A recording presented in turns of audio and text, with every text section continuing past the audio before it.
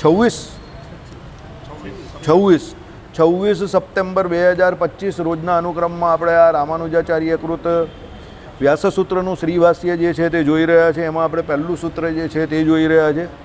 પહેલું સૂત્ર આપણું કયું છે તો અથા તો બ્રહ્મ જિજ્ઞાસા એ પહેલું સૂત્ર છે. એમાં ગઈકાલે આપણે જોયું કે ભાઈ અત્યાર સુધી આપણે જોયું અનુભૂતિ જે છે તે જ અનુભવ છે, અને અનુભવ જે છે તે એમ કહે કે અનુભવીએ એટલે અનુભૂતિનો વિષય બને છે. એટલે જ્ઞાનની જે પરંપરા છે એના માટે ગઈકાલે આપણે જોયું એ પ્રમાણે જ્ઞાતાની પણ જરૂર છે. જ્ઞેય એટલે જ્ઞાતાની પણ જરૂર. જો કથા ચાલે ને એ પહેલાં આ બધું કરી લેવાનું હોય, પછી તમે કરો ને એનો કોઈ મતલબ નથી. એ તો આપણે ચલાવી લઈએ છીએ. હરિપ્રકાશ શાસ્ત્રીઓ તરત જ ના પાડે કે હવે નહીં કરતા કંઈ પણ. હે હા, એ રીત નથી. આ બધું પહેલાં કરી લેવાનું. નહીં તો ભાઈ એક વખત વર્ણિ વેસરમ્ય દર્શનમ ચાલુ થાય પછી એ માથાકૂટમાં નહીં ઉતરવાનું. એટલે એ આપણે જોયું ગઈકાલે કે ભાઈ અનુભવનો જે વિષય જે છે એ એમ કહે કે હોય જ છે. એટલે કહેવાનો મતલબ શું છે? ગઈકાલે આપણે છેલ્લે જોયું એ પ્રમાણે કે જ્ઞાન જે છે તેના માટે જ્ઞાતા પણ જરૂરી છે, અને એના માટે જ્ઞેય એટલે જે વિષય હોય તે પણ જરૂરી છે. એના વગર જ્ઞાન જે છે એનો વ્યવહાર થતો નથી. એટલા માટે રામાનુજાચાર્યએ છેલ્લે કહ્યું કે ભાઈ તમે ગમે તે કહો પણ અનુભૂતિ જે છે એ જ અનુભાવ્ય બને છે. અનુભાવ્ય એટલે અનુભવનો વિષય બને છે, અને એ વિષય જે છે તમારે એને સ્વીકારવો જ પડે. સમજો કેમ? તમે વિષય ન સ્વીકારો કોઈ પણ પ્રકારનો એટલે ભેદ તમારે સ્વીકારવો જ પડશે. તમે જો એ ન સ્વીકારો તો જ્ઞાનની જે આ પરંપરા છે તે ચાલવાની જ નથી. સમજ પડી ગઈ? પછી આપણે ગઈકાલે એક નવો મુદ્દો શરૂ કરેલો કે અનુભૂતિ કેવી છે તો અનિત્ય છે અને એનો પ્રાગભાવ છે. હવે પ્રાગભાવ શબ્દનો અર્થ બહુ વિચિત્ર છે, બરાબર? કાલે મેં જે કરેલો એવો અર્થ એનો નથી થતો. મેં પછી જોયું ઘરે જઈને તો બહુ વિચિત્ર છે. પ્રાગભાવ એટલે શું? કાર્યની ઉત્પત્તિ પૂર્વનો તેનો અભાવ. એટલે તંતુઓમાં ઉત્પન્ન થયા પૂર્વે પટનો જે અભાવ છે તે પ્રાગભાવ. આપણે કાયમ જોયેલું ને, ભૂમિકામાં આવે છે ને, ઘટ એ શું છે? મૃતિકા દ્રવ્ય એટલે માટીનો ગળો એટલે ઘટ, અને પટ એ શું છે? તંતુ દ્રવ્ય એટલે કપાસ. સમજો. હવે પ્રાગભાવનો અર્થ એવો થાય કે તમે કોઈ પણ કાર્ય નથી કરતા એટલે કાર્યની ઉત્પત્તિ નહીં થઈ એ પહેલાં એ કાર્યનો અભાવ હોવો તે પ્રાગભાવ છે. એ તો સિમ્પલ વાત છે ને. તમે જ્યાં સુધી માટીને પ્રોસેસ નહીં કરો અને એમાં પેલો કુંભાર એને આકાર ના આપે ત્યાં સુધી એ માટલું કે બીજા જે કંઈ વાસણ એમાંથી બને છે તે બનવાના જ નથી ને. એટલે અનુભૂતિ જે છે તેને શું કહ્યું? અનિત્ય છે. અનુભૂતિ નિત્ય નથી. એ લોકો જે એમ કહે છે કે સ્વતઃ સિદ્ધ છે, બરાબર છે ને, નિત્ય છે. નિત્યમાં પાછો પેલો માયાનો એ આવે ને એવું બધું એ લોકો ગડબડવાળી વાત કરે છે અદ્વૈતીઓ. પણ રામાનુજાચાર્ય એવું કહે છે કે અનુભૂતિ નિત્ય નથી. સમજો. હવે ભગવાન જે છે, બ્રહ્મ જે છે તે તો નિત્ય છે. તો એ લોકોના મત પ્રમાણે તો બ્રહ્મની અનુભૂતિ જે છે તે પણ નિત્ય થઈ ગઈ. તો રામાનુજાચાર્ય ના પાડે છે કે ભાઈ ભગવાન ભલે નિત્ય હોય પણ તમે જે અનુભૂતિની વાત કરો છો, જીવ ભલે નિત્ય હોય પણ એની અનુભૂતિ જે એને થાય છે તે નિત્ય નથી ને. એ લોકો બ્રહ્મ માને છે એટલે એને નિત્ય કહે છે. ઓકે, એક રીત એવી પણ છે, કદાચ એ લોકો એવું ન માનતા હોય તો પણ નિત્ય કહેનારા હોઈ શકે. સમજો કેવી રીતે? હું તમને સમજાવું. અનુભૂતિ એક એવી વસ્તુ છે કે કોઈ પણ ચેતનને અનુભૂતિ થતી હોય. હવે આ બધી કેવી વસ્તુ છે? ફિલોસોફી મતાંતરવાળી છે. કોઈ વ્યક્તિ એવું કહેતો હોય કે મને દૂધપાકની અનુભૂતિ એક વખત થયેલી તો હું આખી જિંદગી અનુભૂતિ લેવા કરું, તો તમે એને એ કહે કે હું એમાં નિત્યત્વ માનું છું. એમ આઈડિયા આવે છે. એટલે એમાં કંઈ લોજિક કંઈ નથી. There is no logic. અદ્વૈતની દ્રષ્ટિએ તમે કહો તો એ વાત બરાબર છે કે એ લોકો બ્રહ્મને એક જ માને છે ને બ્રહ્મને જ આત્મા થયેલો માને છે પોતે પોતાની અવિદ્યાએ કરીને. એટલે એ પ્રમાણે એ અનુભૂતિને એ લોકો પણ નિત્ય માનતા હશે. હવે એ લોકો કેમ એને નિત્ય માને છે એ બાબતમાં પડવું એના કરતાં સાચી વાત જે રામાનુજાચાર્યએ કહી એ સ્વીકારવું વધારે જરૂરી છે.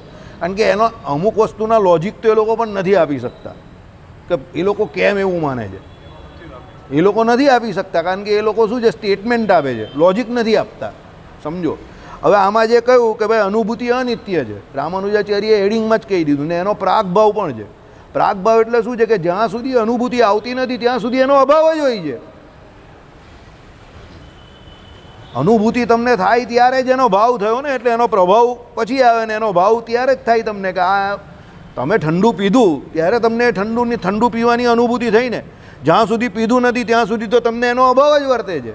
સમજો. એટલે કાર્યની ઉત્પત્તિ પહેલાંનો જે અભાવ હોય તંતુઓમાં ઉત્પન્ન થયા પૂર્વે પટનો જે અભાવ, પટ એટલે કપાસ, હવે કપાસ જે છે તે તંતુઓમાંથી કપાસ બને, તો તંતુ ઉત્પન્ન થાય પછી એની પર પ્રોસેસ થાય પછી એ કપાસ બને ને, સમજો.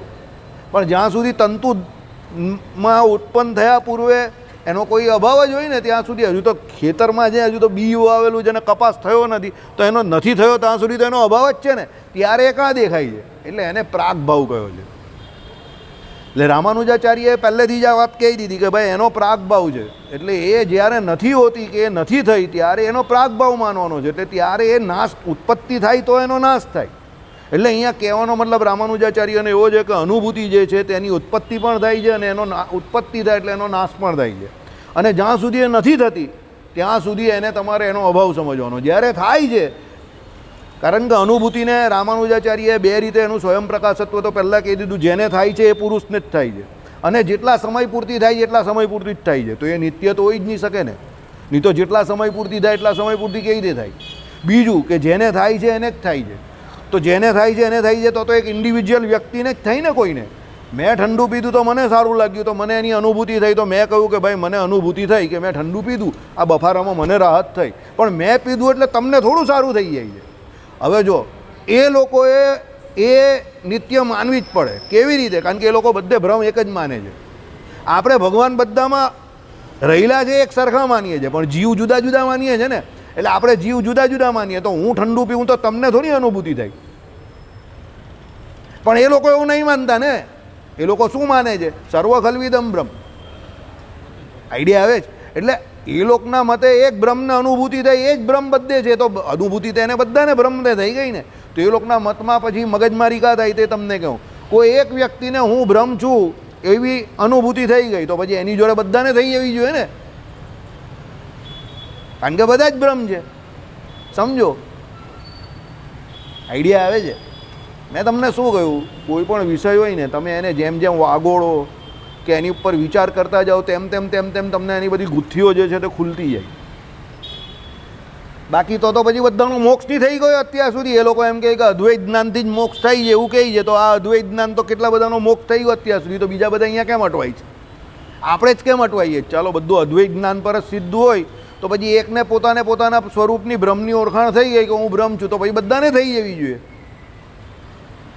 તેના માટે પાછા એ લોકોએ જુદા જુદા વાદ બહાર પાડેલા છે. એક જીવવાદ, બહુ જીવવાદ, આવું બધું. એક જીવવાદમાં આ જ વસ્તુ થાય કે ભાઈ એક જીવ માનતો હોય તો એક જે છે તે બ્રહ્મ જે છે તે તો પેલા બધાનો મોક્ષ થઈ જાય. એ લોકો અનેક જીવવાદવાળા હોય તે નહીં માને એવા કે એ તો ભાઈ બધા જીવ અલગ અલગ છે. તેમાં પાછા કહે કે ભાઈ એકને જ્યારે બ્રહ્મની પ્રાપ્તિ થઈ તો બીજાને થાય એવું નહીં માનવું. તો ભાઈ પાછા જો બહુ જીવવાદ કહેતા હોય તો એ પાછા કેવી રીતે બહુ જીવવાદ કે ભેદ નહીં સ્વીકારે પાછા, પણ બહુ જીવવાદ કેવી રીતે કે એક જ બ્રહ્મ જે છે તે અલગ અલગ રૂપે થયું છે. એટલે મૂળ તો એક જ છે. કેવી રીતે? સોનું ને એના ઘરેણાં. તો સોનાની અંદરથી ઘરેણાં બધા અલગ અલગ થયા, કોઈએ બંગડી બનાવી, કોઈએ હાર બનાવ્યો, નેકલેસ બનાવ્યો, કોઈએ વીંટી બનાવી, પણ મૂળ અંદર શું રહેલું છે? સોનું છે ને. બસ તે લોકો બ્રહ્મનું એ પ્રમાણે બધા અલગ અલગ રીતે આ પ્રમાણે રૂપાંતરણ કહે કે આ બધા બ્રહ્મ છે, પણ મૂળ અંદર કોણ છે? બ્રહ્મ છે. એટલે બ્રહ્મ એક છે એમ. આઈડિયા આવે છે? એ લોકો આવી રીતે કહે. સમજો? એટલે કોઈ પણ હિસાબે એ લોકો બેનો પક્ષ જે છે ને દ્વિતીયનો પક્ષ એ લોકો ગ્રહણ નહીં કરતા. એકમેવ અદ્વિતીયમ બ્રહ્મ, બસ. એટલે અદ્વિતીયનો પક્ષ જે બ્રહ્મ જે છે એને જ પકડી રાખે. ભેદ કોઈ દિવસ એ લોકો સ્વીકારશે જ નહીં, નહીં તો મતમાં જ ખામી આવી જાય એ લોકોને. બરાબર? ચલો, વળી જે એમ કહેવામાં આવ્યું કે અનુભૂતિ સ્વતઃ સિદ્ધ છે અને એને પ્રાગભાવ નથી, તેથી એને ઉત્પત્તિ નથી, એ તો જન્મનો આંધળો બીજા આંધળાને લાકડી આપે તેવું છે. ગઈકાલે આપણે આ જોયેલું, એનો અર્થ પાછા જોઈ લઈએ. 111મું પાનું છે, તો 111મું પાનું આમાંની હશે, પેલા આગલામાં હશે.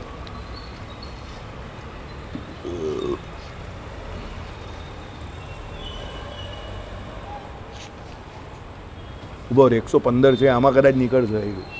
આયરું મળી ગયું કદાચ. 111મું આમાં જ છે. ચાલો,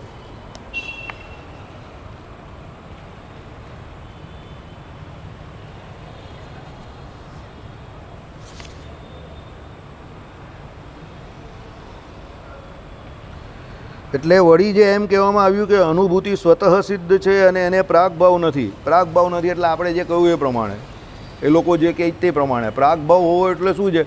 કાર્યની ઉત્પત્તિ વગર એ કાર્યનો જે અભાવ તે પ્રાગભાવ.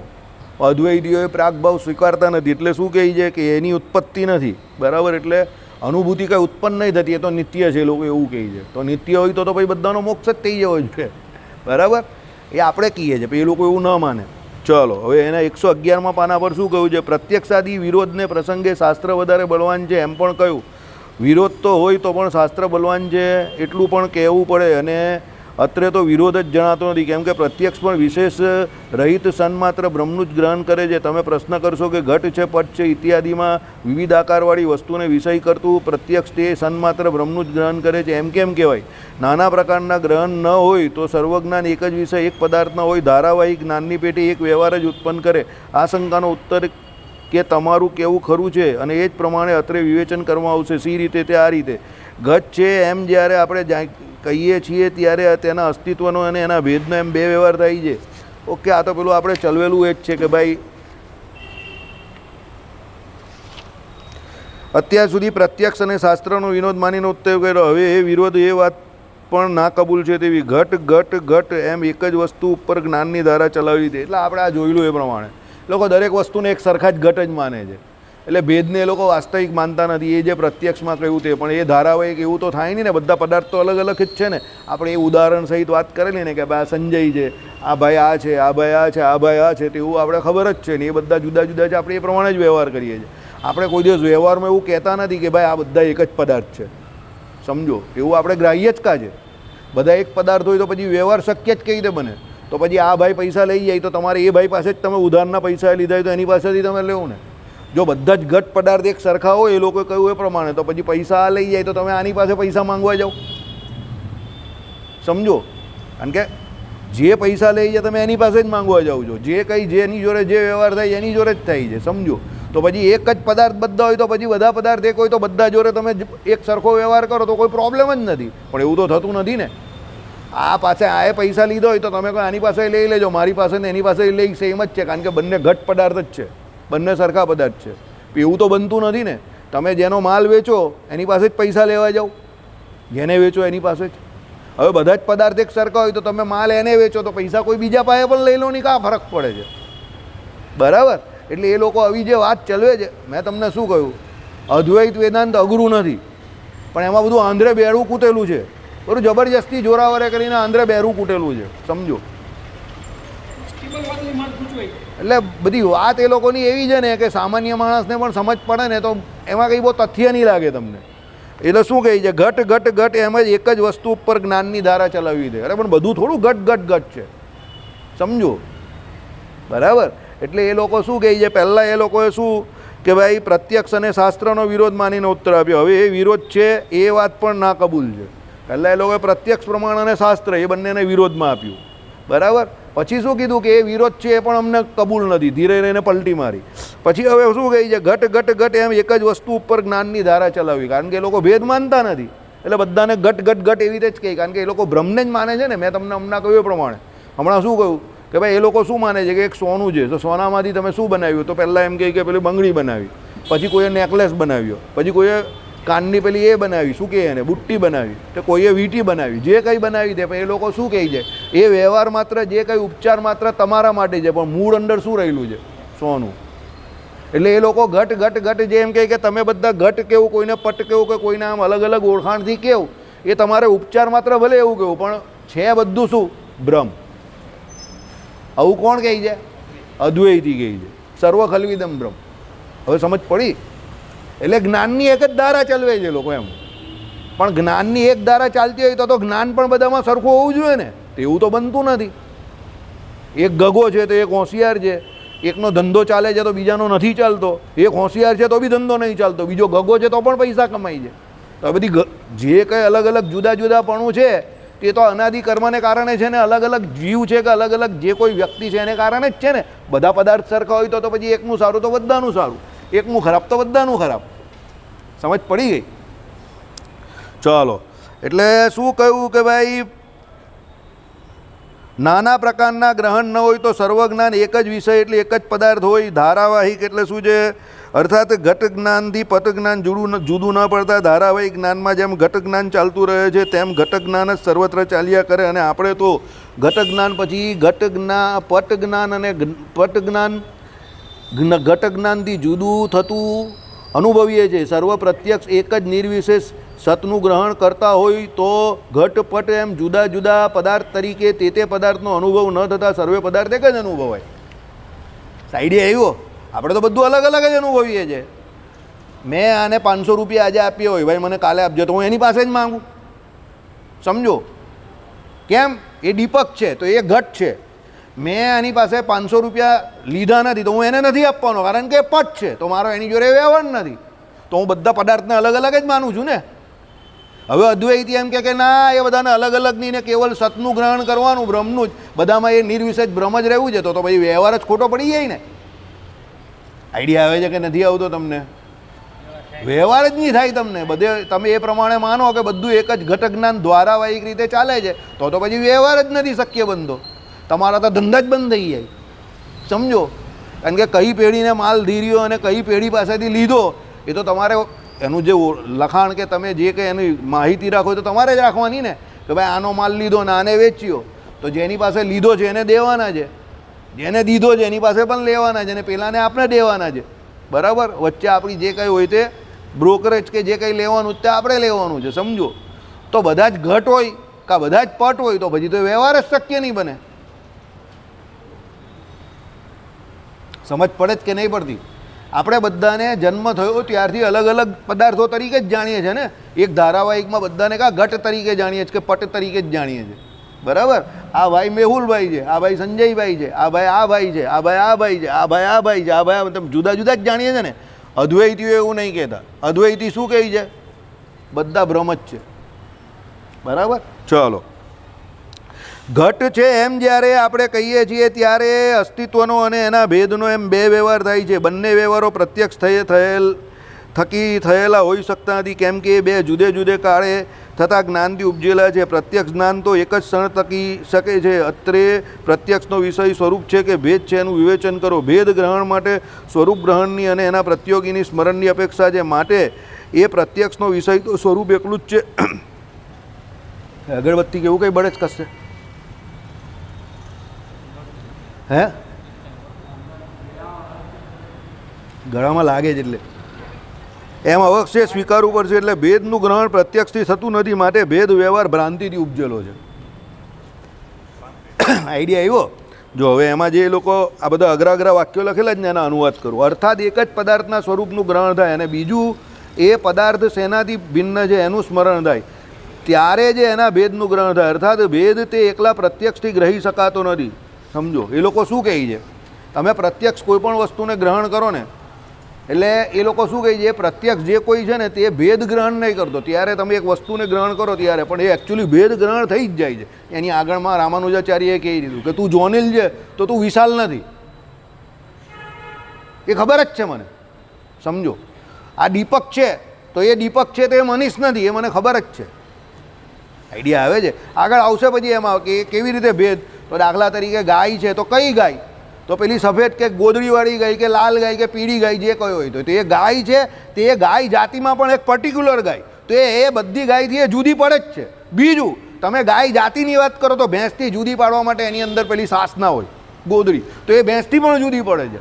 ત્રીજું સૌથી મોટું કારણ શું? કે ગાય જે છે તો એ ગાયના અંગે અંગની વાત, તો ગાયની ખૂટી કીધી હોય તો ગાયની ખૂટી જ, ગાયના શિંગડા તો ગાયના શિંગડા જ, ગાયની ગાદી તો ગાયની ગાદી જ, ગાયની આંખ તો ગાયની આંખ જ. આ ત્રણ ભેદ જે છે તે કોણે સ્વીકારેલા છે? રામાનુજાચાર્યએ. સમજો? કયા કયા ભેદ મેં તમને કયા અહીંયા બોલો? સહજાતીય ભેદ, વિજાતીય ભેદ અને સ્વસ્વગત ભેદ, એટલે સ્વગત ભેદ. પહેલો ભેદ સહજાતીય ભેદ. તો એક ગાયને બીજી ગાયથી તમે છૂટી પાડો તે કયો ભેદ? સહજાતીય ભેદ. કેમ? ગાય ઘણી બધી હોઈ શકે પણ એમાંથી તમને એક પર્ટિક્યુલર ગાય જોઈએ છે, એટલે એ સહજાતીય ભેદ. પછી આવે વિજાતીય ભેદ. તો ગાયને તમે ભેંસ તરીકે બીજા જે કોઈ દુધાળા પ્રાણીઓ એનાથી જુદી કરો તો એ વિજાતીય ભેદ. અને ત્રીજો કયો? સ્વગત ભેદ. તો સ્વગત ભેદમાં શું? તો ગાયના જ બધા અંગો અલગ અલગ, કે ભાઈ ગાયની ગોદડી, ગાયનું પેલું શું કહેવાય શિંગડા, ગાયની પેલી ઘંટડી, ગાયની પેલી ખરી. બરાબર? તો એ ગાયના જે અંગો છે તે બધા એના શું છે? સ્વગત ભેદ છે. કેમ? તમે ગાયના શિંગડાને ખરી નહીં કહી શકો, ગાયની ખરીને શિંગડા નહીં કહી શકો, ગાયની ગોદડી છે એને પેટ નહીં કહી શકો, પેટ જે છે એને તમે શિંગડું નહીં કહી શકો કે પૂંછડું નહીં કહી શકો, અને પૂંછડું જે છે એને ખરી નહીં કહી શકો. બરાબર? એટલે રામાનુજાચાર્યએ શું કહ્યું? બ્રહ્મ જે છે તેમાં સહજાતીય અને વિજાતીય ભેદ તો અમે પણ સ્વીકારતા નથી. બરાબર ભાઈ? બ્રહ્મ જે છે એમાં સહજાતીય અને વિજાતીય ભેદ તો અમે પણ નહીં સ્વીકારતા અદ્વૈતીઓની જેમ, પણ સ્વગત ભેદ અમે સ્વીકારીએ છીએ.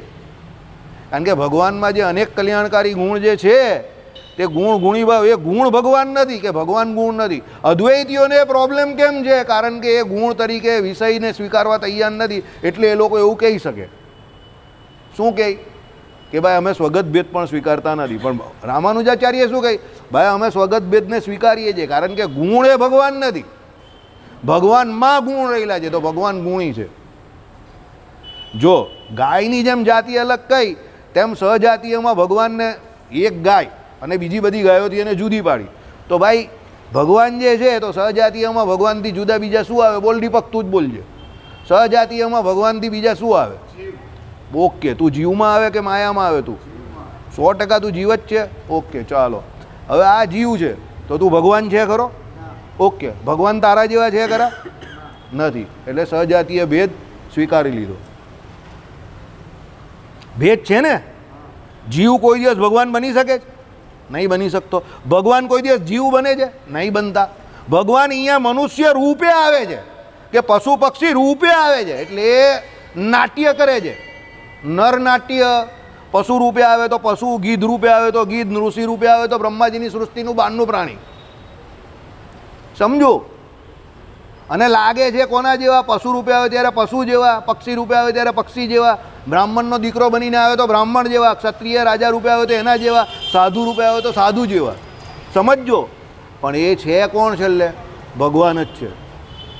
એટલે સહજાતીયમાં એ ભગવાન જેવો બીજો કોઈ થવા માટે સમર્થ નથી. એટલે ભગવાન સહજાતીયમાં બીજા જે કોઈ સહજાતીય એને કોણ? જીવ. તેવા જીવ જેવા નથી, કોઈ કાળે નથી, અને રહેવા હતા પણ નહીં, થવાના પણ નથી કોઈ દિવસ. સમજજો?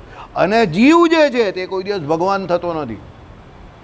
થાય છે કોઈ દિવસ ભગવાન? અક્ષરધામમાં જાય તો પણ નહીં થતો, અત્યારે પણ નથી, અને આપણે પહેલાં પણ ભગવાન નહીં હતા. એટલે સહજાતીઓમાં એ ભગવાન જેવું બીજું કોઈ નથી. એટલે સહજાતીય ભેદમાં આપણે શું કહ્યું? સહજાતીય ભેદે રહિત છે. કોણ?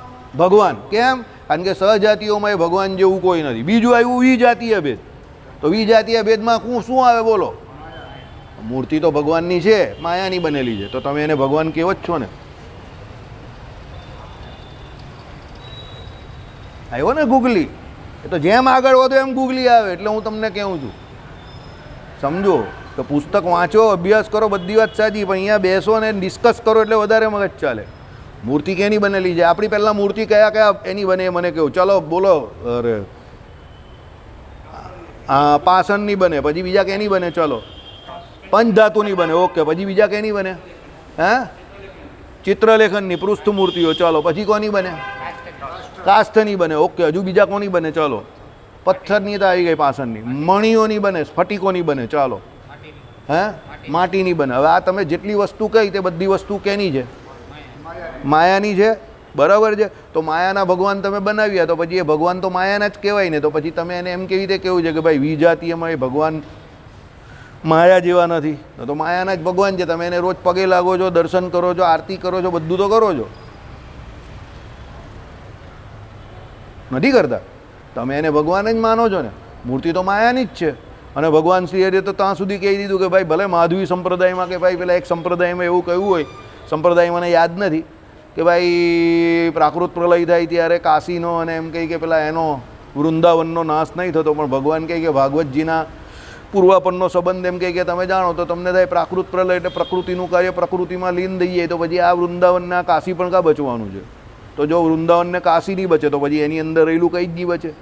હું જે કહેવા માગું તે તમે સમજી શકો છો. તો પછી તમે આ માયાની મૂર્તિ જે છે એને ભગવાન કઈ રીતે કેવું?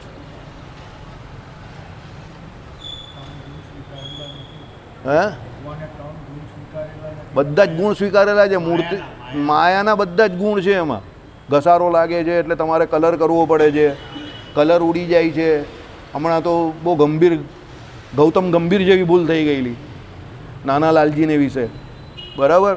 પછી એક ઓર્થોપેડિક પાસે એને લઈ ગયા અને પછી એ ઓર્થોપેડિકે એનું કામ કર્યું. સાચી વાત ને? તો એ બધું માયામાં જ થાય જ ને. તો મારો સવાલ પહેલાં સમજજો, સવાલ અઘરો છે, સવાલ સમજીએ અગર કૂદાકૂદ નહીં કરતા.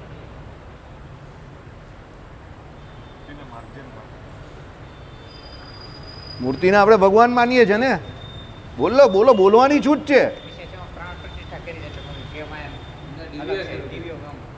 આપણે ભગવાને મૂર્તિને નહીં માનતા, સમજો.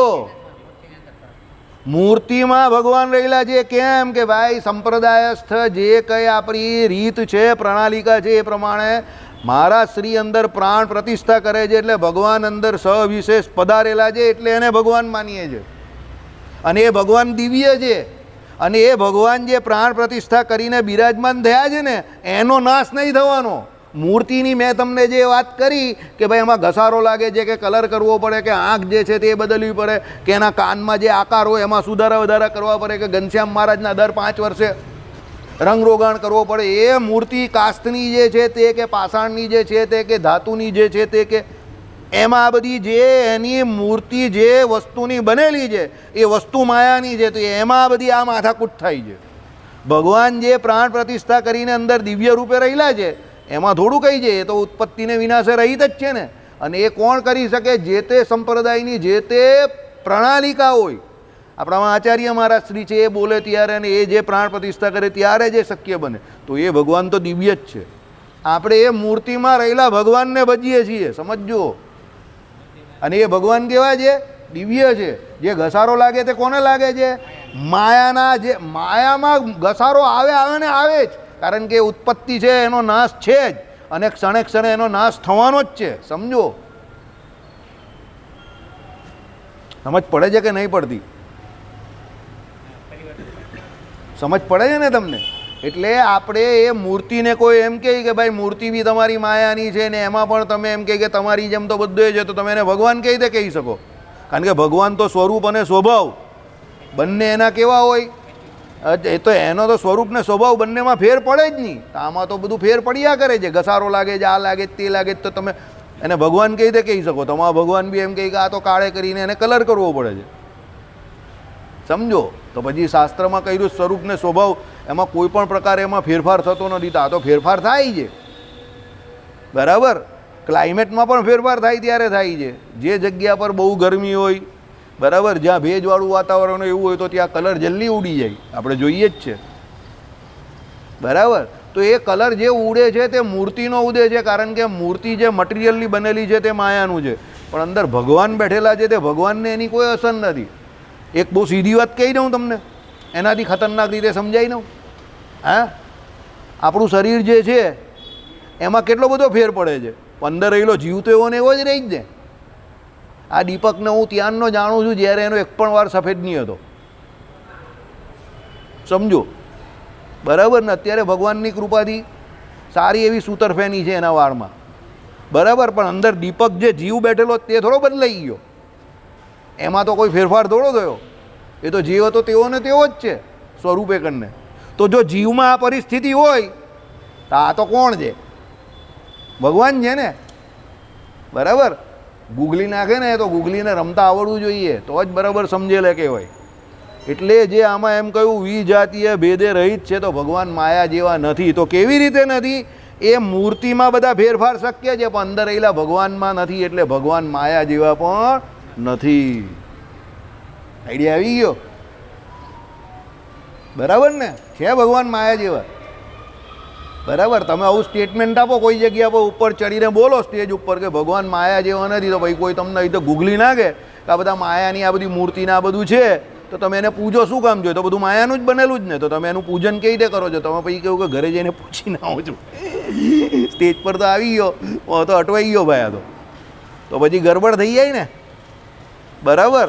એટલે એ સમજવું પડે, બરાબર. સ્ટેજ પર જઈને બોલવું તો સરળ છે, પણ પછી કોઈ ગૂગલી નાખે તો અઘરું પડી જાય, બરાબર. એટલે પછી તમારી ઉપર કોણ એ એટેક કરે ખબર? સૌથી પહેલો એ એટેક કોણ કરે ખબર તમને? નાસ્તિકો તો કરે જ. મૂર્તિ પૂજા વિરોધી લોકો કરે. સમજો જેટલા નિરાકારવાદી છે તે કે જો અમારો મત સાચો છે કે માયાથી જેટલી પણ આકાર માત્ર જે છે તે બધા માયાના છે, એટલે અમે કોઈ પણ આકારને માનતા જ નથી, એટલે બ્રહ્મ તો નિરાકાર જ હોવું જોઈએ, અમે એ નિરાકાર બ્રહ્મની જ ઉપાસના કરીએ છીએ, એટલે અમે સાચા છે. તમારે જે ભગવાનને માનો છો એની પર તો માયાની અસર દેખાય છે. તમે ત્યાંથી પછી શું કહું કે હમણાં જ્યારે આવું છું હોર્ન બજા કે પોપો, બરાબર, એ તો અત્યારનો સમય એવો ચાલે છે કે લોકોને ધર્મ બાબતમાં કે શાસ્ત્ર બાબતમાં એવો રસ નથી, એટલે લોકો આ પ્રશ્ન પૂછે નહીં, કારણ કે એવી ઈગરનેસ નથી, બરાબર. પણ પહેલાંના સમયમાં આવા બધા પ્રશ્નો થતા હતા. શ્રીજી મહારાજે વચનામૃતમાં એના જવાબ આપેલા છે. ચલો, એટલે આ લોકો શું કહે છે કે જે ભેદ વ્યવહાર છે તે ભ્રાંતિથી થયેલો છે. અદ્વૈતી શું કહે છે કે ભાઈ ભેદ વ્યવહાર જે કંઈ દેખાય છે કે આ જુદો આ જુદો આ જુદો એ તો ભ્રાંતિ છે, બાકી બધે ઉપર શું છે? ભ્રમ જ છે. પણ ભેદ વ્યવહાર કંઈ ભ્રાંતિથી થોડો થયેલો છે. ભેદ વ્યવહાર તો પ્રત્યક્ષ પ્રમાણથી દેખાય જ છે કે ભાઈ આ ભાઈ છે સુનિલના મોટા ભાઈ ગોરધનભાઈ, બરાબર છે, તે આજે આવેલા છે તો પાછા 15 દિવસ રહીને દેખાશે, તો ભાઈ એ ભેદ મને ખબર જ છે કે સુનિલ ને સુનિલનો મોટો ભાઈ બે અલગ અલગ જ છે ને, તો ભાઈ સુનિલનો મોટો ભાઈ જ છે ને તું, તો આ લોકો કહે છે ભાઈ નથી, લે ચાલો આ તો સુનિલનો મોટો ભાઈ જ નથી લેવું, બરાબર. તો ભેદ તો પ્રત્યક્ષ છે ને, તો આ 15 દિવસ પછી આવે તે પણ મને ખબર પડે જ છે ને અહીંયા બેઠા બેઠા. સમજો ભાઈ પેલો છોકરો છે ને આ પેલા બાપા છે, તો એ ભેદ તો પ્રત્યક્ષ જ દેખાય છે ને. તે ભ્રાંતિથી થયેલો ભેદ હોય તો પછી આ છોકરો ને આ બાપા છે એમાં ભ્રાંતિ ઉપજેલી કહેવાય. ભાઈ કા ભ્રાંતિ છે? આ બાપા છે તે બાપા જ રહેવાના છે. વાસુદેવ ભગત જ છે વાત કરી દેની કે બધું ભાઈ મૂકાઈ ગયું ને, દરેક વસ્તુ થાળી બાળી બધું ત્યાં છે ને, તો ક્યાં છે? ગઈકાલે નહીં,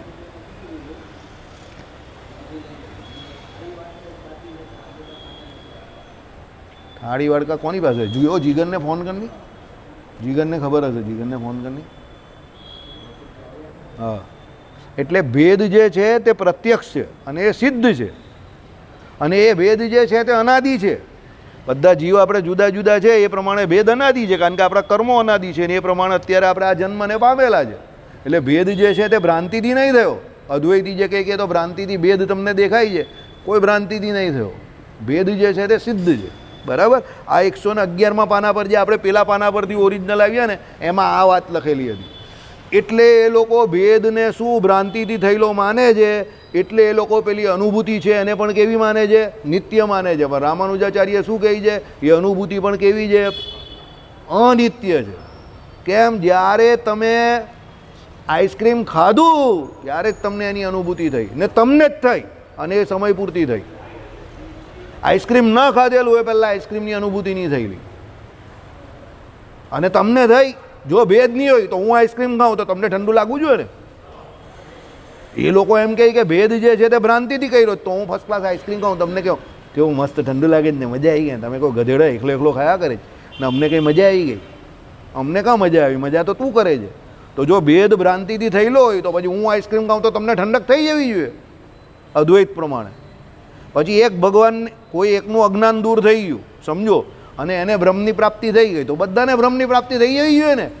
બ્રહ્મની પ્રાપ્તિ એટલે પોતે પોતાને બ્રહ્મ માનતો થઈ જવો જોઈએ. પણ એવું તો થતું નથી. તો આપણે બધા આજે અટવાઈએ છીએ, તો અદ્વૈત જ્ઞાન થઈ હોય કોઈ એકને, એને પકડી લીધો હોય કે આપણે એવું થઈ ગયું હોય તો આપણે બધાનો પણ મોક્ષ થઈ ગયો હોય અત્યારે, તો કોઈ અત્યારે અહીંયા અટવાતા જ નહીં હોય ને.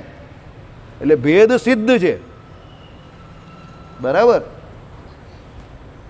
ભેદ ભ્રાંતિથી નહીં થયેલો, ભેદ જે છે તે સિદ્ધ છે. શ્રીપતિમ શ્રીધરમ સર્વદેવેશ્વરમ ભક્તિ ધર્માત્મજમ વાસુદેવમ